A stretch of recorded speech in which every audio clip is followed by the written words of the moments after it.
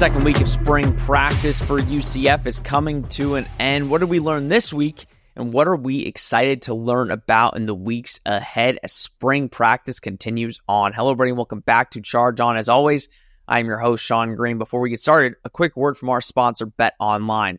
BetOnline is the world's most trusted betting platform and your number one source for betting on all the madness.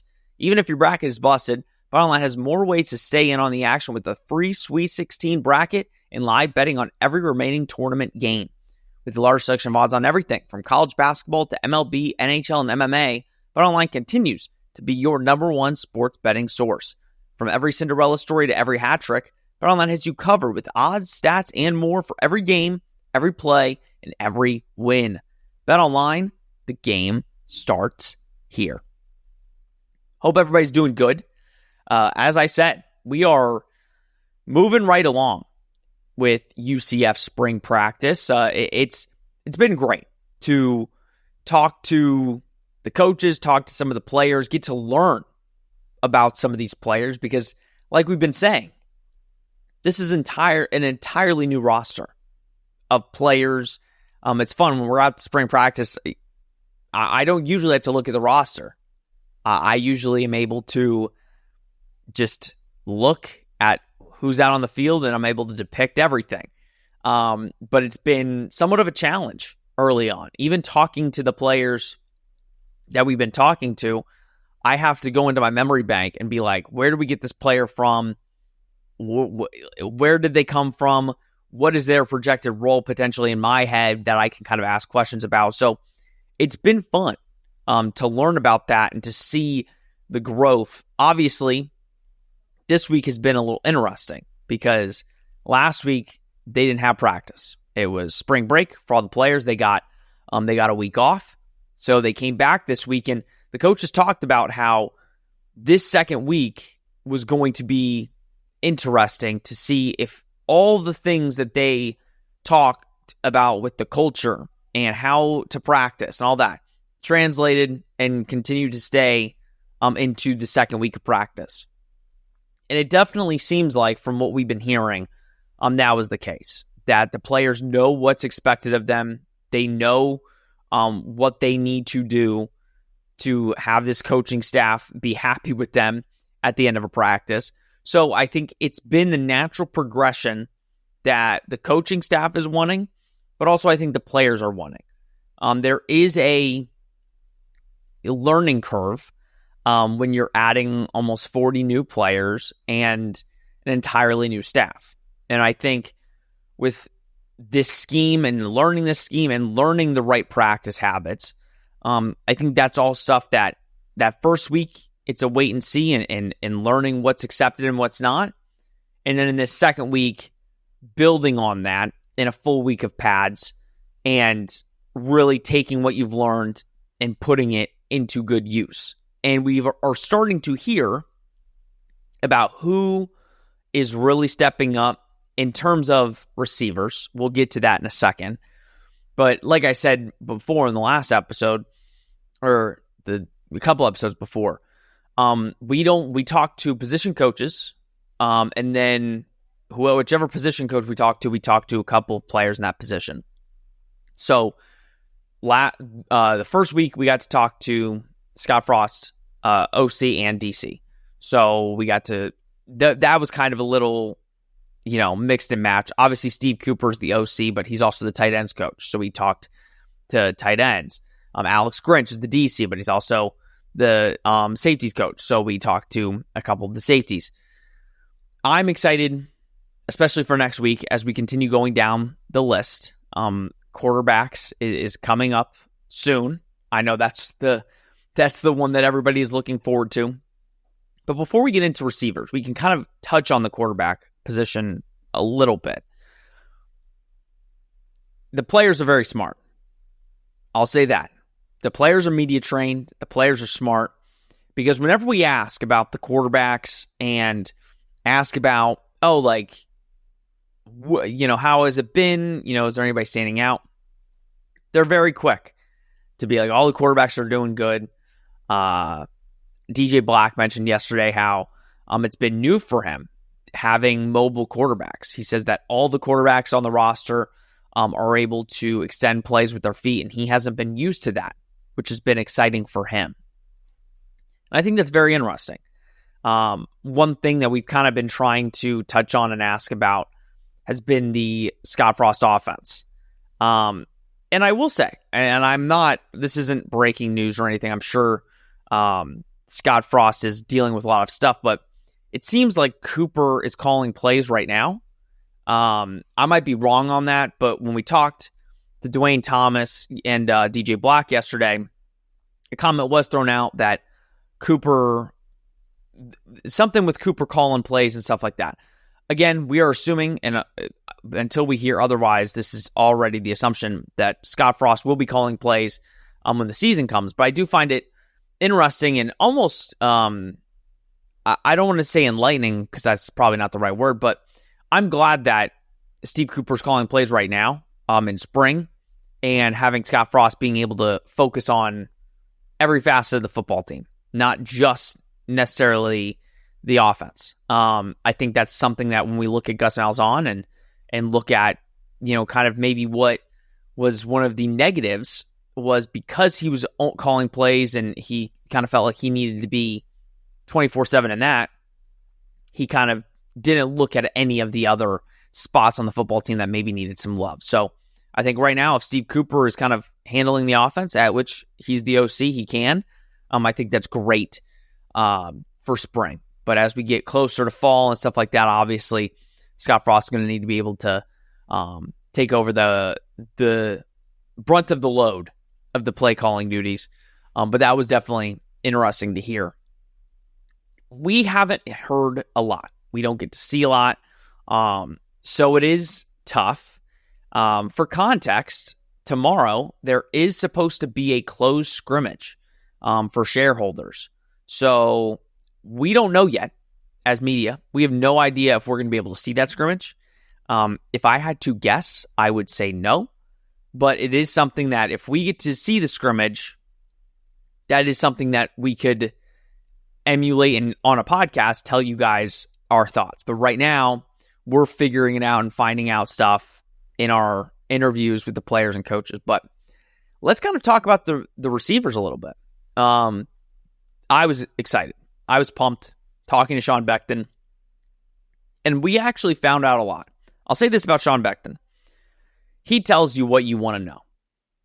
He doesn't give you the full story, but he certainly gives you parts where you can or puzzle pieces where you can place them where you want. So Sean Beckton was talking just about, again, the way to practice, the way he coaches, how the guys are doing.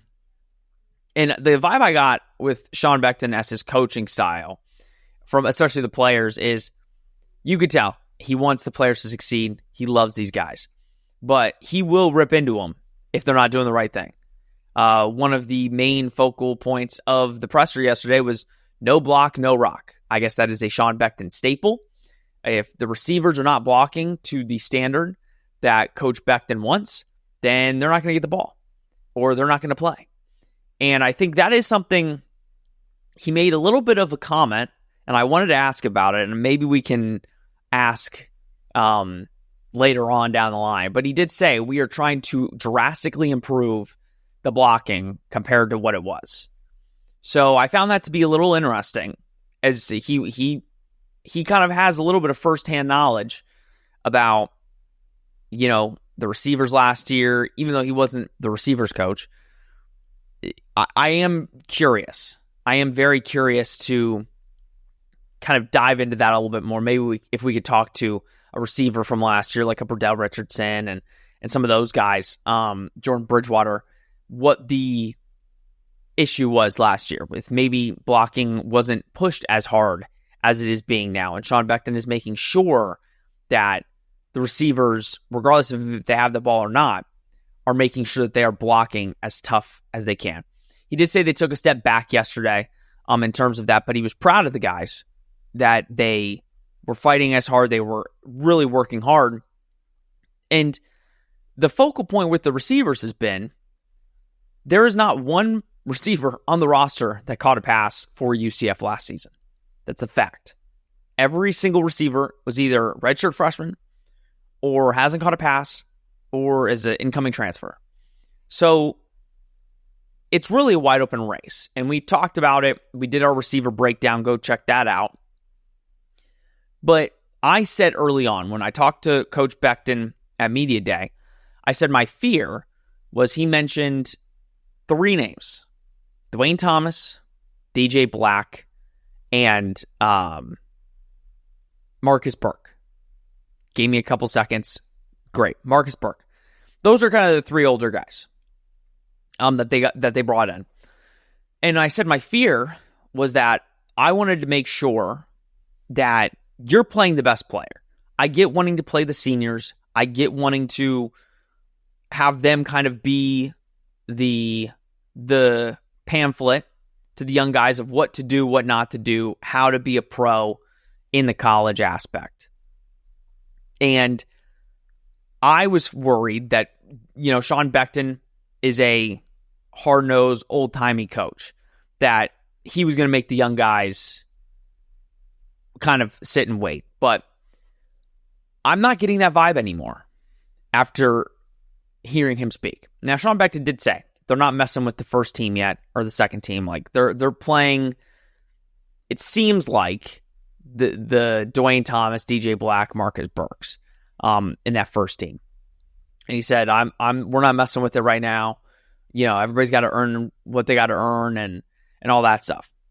But I asked specifically, hey, like, who's kind of stepping up? Who are some names that, out of the young guys, who you are really enjoying or that have kind of taken that next step?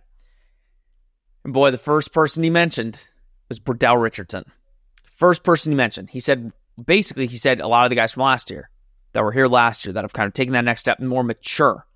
We heard that when I talked to him a couple months ago, was that those young guys were not as mature. They just expected stuff to be handed. They didn't work hard. That was one of the things. They didn't work as hard as they could.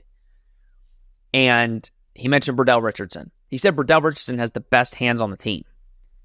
And that set off a light bulb in my head. Like, Burdell Richardson, if he continues on this trajectory, he's by far one of the most talented guys, just from last year, everything we heard, to probably this year, saying he's got the best hands and that he just needs to continue putting the days together of working hard, busting your butt, doing whatever you need to do. That gets me excited. He mentioned Jordan Bridgewater as a name. And we mentioned in our breakdown that he could make some noise. A guy that UCF really likes. We also really found out in this receiver room, and it kind of gets a lot of people, I'm sure, excited, is that speed is everywhere. When you talk to some of the receivers and you were asking them, like, hey, who's the fast guy on the team? They all said themselves, which is obvious, right? Everybody's going to say themselves. When you ask Coach Becton, he says, we've got guys that I'm actually surprised they're faster than I expected. You get a vibe that this team is going to be fast. Now, I know everybody wants to see UCF fast come back. Everybody wants to see that. DJ Black was a name. I didn't watch a lot of DJ Black film, but I expected DJ Black to be that X receiver, that go over the top guy. He's a little bit taller receiver, not huge, but taller. And I didn't expect him to have speed. But then we found out he was a track star. He said he's quicker than Dwayne Thomas, which I guess we'll see in due time. But I found that to be interesting, that it seems like all the receivers basically are really, really fast. Even Dwayne Thomas said, we have playmakers. Like, he was, when you were talking to Dwayne Thomas, he was like almost shocked. He's like, we've got so many guys that can make plays. And usually, like, when we ask players, like, hey, who's kind of making plays or whatever, that there's a couple plays and the players just automatically remember those couple. But when you ask multiple players, multiple receivers, like, hey, like, who's kind of taking that step, who's making the plays. And they're like, there's too many to count. Like, we can't tell you one exact player or a couple players because really everybody's making plays. That gets me excited. That should get you excited. It is early. It's week 2 of spring. And I get ahead of myself too. Like, I was talking to a couple people after, because the thought process or what was said was, oh, we're not messing with first, second team. But then DJ Black said, oh, Wade and Charles was taking some first team reps on some of the times. So I'm like, okay, like what's real, what's not? And I had to tell myself, take a chill pill. It's the second week of spring. This will all be figured out in due time, and you still got a whole fall camp. So I even had to tell myself to take a step back. And it's hard. It's almost April. You're trying to kind of find the through lines of what this team is going to be and who's kind of going to make names for themselves. So hearing like a Wade and Charles is kind of making some noise. Carl Jenkins is another name that Sean Beckton both said those two young guys are going to be dudes for UCF. Like, those guys are going to be some guys in the near future. It definitely gives you a sense of, okay, like, this team, I'm not going to say might be better than people are expecting, because I think, like I said, 6-6 is kind of that baseline that you really want to have. But this team could shock some people in terms of maybe the talent level that they have, that maybe people are thinking, it's okay, it's solid talent for the first year, but you got to do better. I'm thinking, especially in that receiver room, from everything we're hearing, that maybe we've got some better players than maybe we initially thought. One name that we also heard, preferred walk-on Caleb Rollerson, is making a name for himself. And again, when I talked about, this staff, I mentioned it earlier in a couple episodes. I said, the thing about Scott Frost is he's not going to care how many stars you have. Everybody's going to get an opportunity. Everybody. And for Caleb Rollerson, who, again, none of us really know. I think we'll find out a little bit more in the coming weeks and months and stuff. This guy was a preferred walk-on last year. Came in, and it wasn't just, he was kind of standing in the back when we were interviewing. Like, I think him and DJ Black are pretty tight. Both guys that were walk-ons at their school. Obviously, DJ Black walked on at South Carolina. But he was kind of standing in the back, and Coach Beckton he came out and just said it. Like, Caleb is doing really well, and he's kind of surprised a lot of us. And I think that's what I want to emulate, is some of these guys that maybe you don't know now, or maybe that you think are going to start. Scott Frost is going to give every guy an opportunity. Regardless of what star you are, if you are a walk-on or not, you're going to get a shot. And I think to have a guy like Caleb to be kind of in the mix is exciting, because you know that the best players that are going to be out on the field are on the field. Now, with that being said, moving forward, I think that if I had to guess, Dwayne Thomas and DJ Black, from right now, it just seems like those are kind of your top two. Dwayne Thomas, from everything that the players have been saying, he's like a guy that is just making a bunch of plays. One name that got mentioned once, but I find interesting because UCF's been posting a lot about him, is Day Farmer. Transfer from West Virginia, now at UCF. He looks like he's making a lot of plays. So I could totally, in my brain, see like a 6-man rotation of Dwayne Thomas, DJ Black, Day Farmer, Wade and Charles, Burdell Richardson, and then like Caleb Rollerson or Marcus Burke. Like, I could totally see a world where that happens,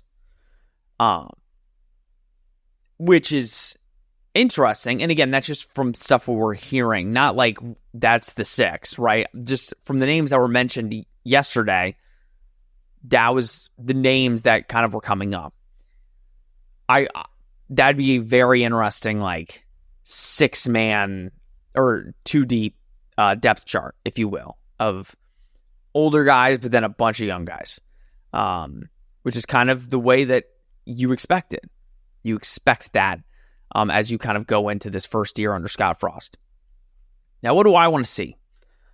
I want to see the scrimmage, first of all, next week. Or not next week, tomorrow.